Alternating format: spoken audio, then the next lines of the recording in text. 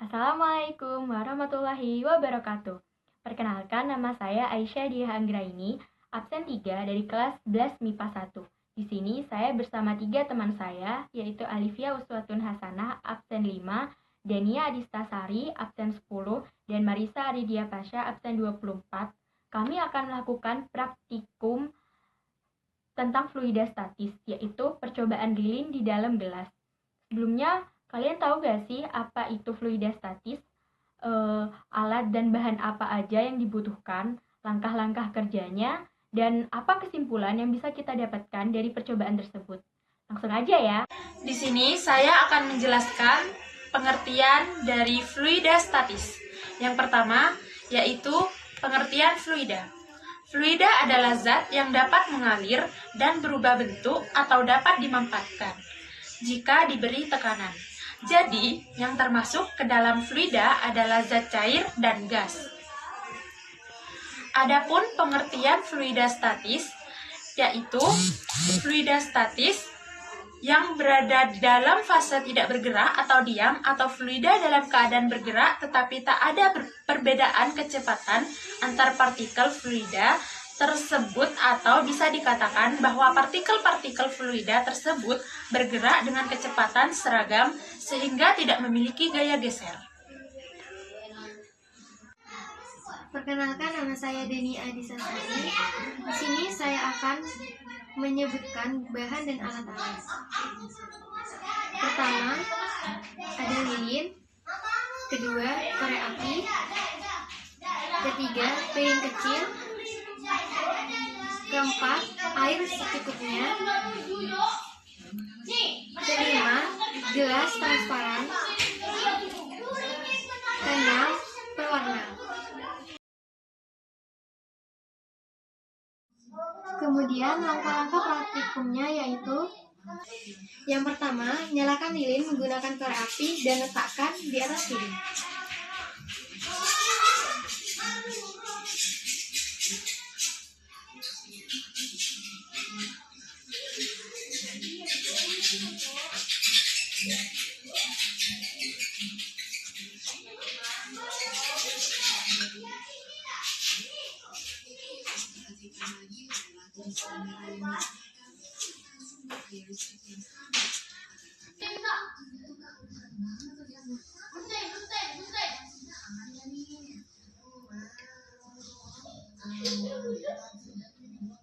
Selanjutnya, masukkan air ke piring kecil.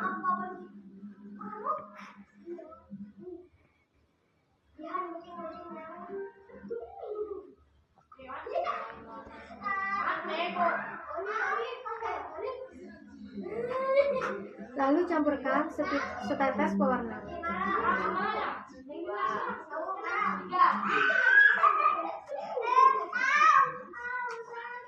Lalu aduk pewarna ke susu.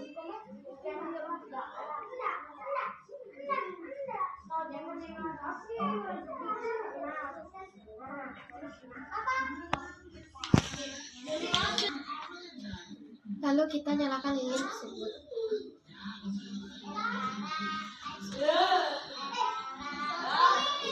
Lihatlah reaksi tersebut. Air yang semula ada di luar masuk ke dalam dan lilin menjadi padam.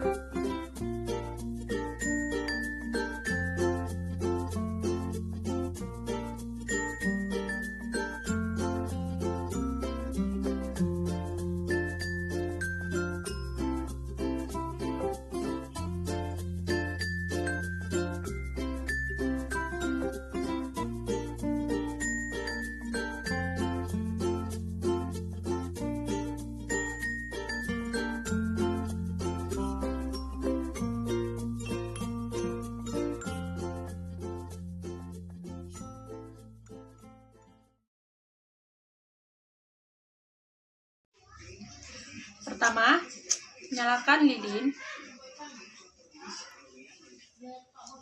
dan taruh di piring kecil.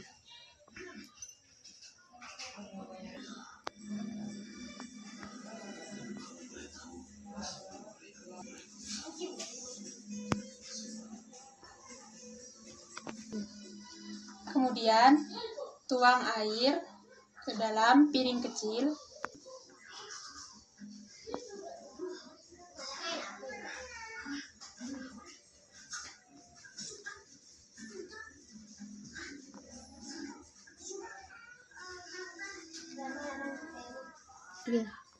Dan beri pewarna agar airnya terlihat lebih jelas.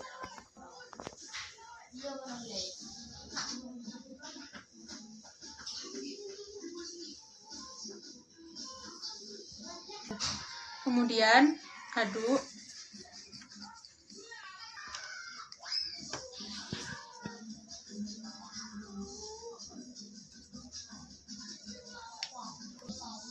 Selanjutnya, tutup menggunakan gelas dan tunggu reaksinya.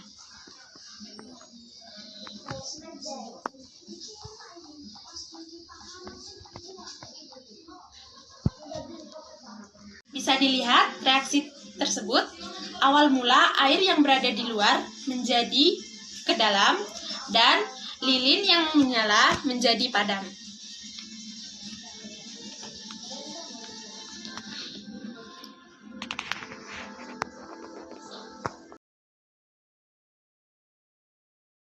Yang pertama, kita nyalakan lilin.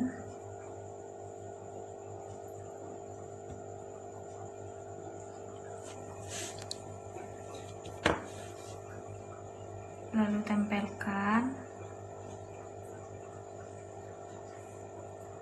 ke atas wadah kecil.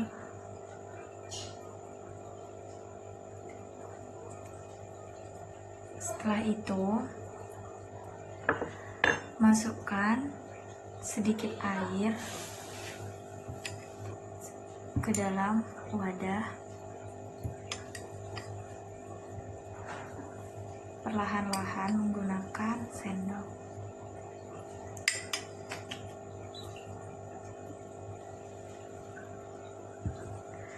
Kemudian beri sedikit pewarna makanan supaya airnya lebih nampak.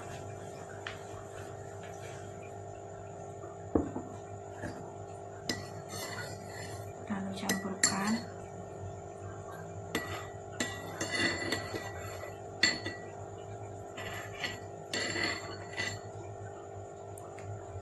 Lalu setelah lilinnya dinyalakan, tutup lilin menggunakan gelas dan tunggu reaksinya.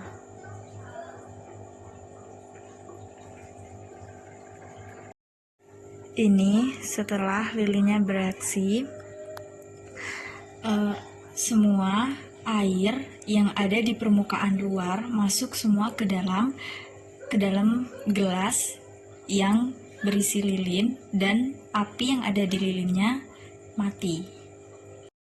Baik, sekian dari praktek-praktek dari kelompok saya, dan saya akan menjelaskan mengapa lilin tersebut bisa mati dan mengapa cairan yang ada di luar gelas bisa masuk ke dalam gelas. Baik, saya akan jelaskan. Jika lilin ditutup dengan gelas, maka semakin lama akan semakin redup. Hal ini disebabkan kadar oksigen yang diperlukan tidak mencukupi dalam proses pembakaran, sehingga menyebabkan lilin semakin lama semakin redup hingga akhirnya padam. Molekul oksigen yang hilang karena proses pembakaran mengakibatkan tekanan udara di dalam gelas lebih kecil jika dibandingkan dengan tekanan udara yang ada di luar gelas. Selanjutnya, tekanan udara mengalir dari luar ke dalam karena tekanan udara di luar lebih besar dari dalam gelas. Maka hal tersebut mengakibatkan air yang ada di sekitar gelas tersebut tersedot masuk ke dalam gelas dan air dalam gelas cenderung naik melebihi tinggi daripada air yang di luar gelas.